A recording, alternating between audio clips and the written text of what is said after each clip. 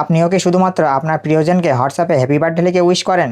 তাহলে এবার থেকে এই ট্রিক্সটি কাজে লাগিয়ে আপনি তাকে উইশ করবেন। দেখবেন সে আরও বেশি খুশি হবে।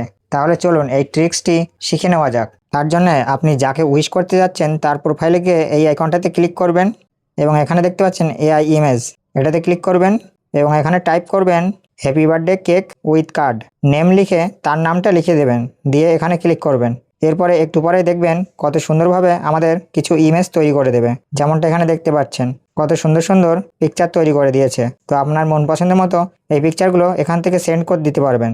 আর যদি এটাকে ভিডিও তৈরি করতে চান তাহলে আপনি মেক চেঞ্জেস ক্লিক করবেন। এখানে দেখতে পাচ্ছেন অ্যানিমেট, এখানে ক্লিক করবেন এবং একটুখানি ওয়েট করবেন। তারপরেই দেখবেন কত সুন্দরভাবে একটি ভিডিও তৈরি করে দেবে সেই ছবিটা দিয়ে, এবং এইভাবে আপনি এটাকে সেন্ড করে দেবেন। তো এইভাবে আপনি যে কাউকে উইশ করবেন সে অবশ্যই খুশি হবে। তো ভিডিওটি হারিয়ে যাওয়ার আগে আপনার প্রোফাইলে শেয়ার করে রাখুন এবং এমন ধরনের ভিডিও পেতে পেজটিকে অবশ্যই ফলো করতে বলবো।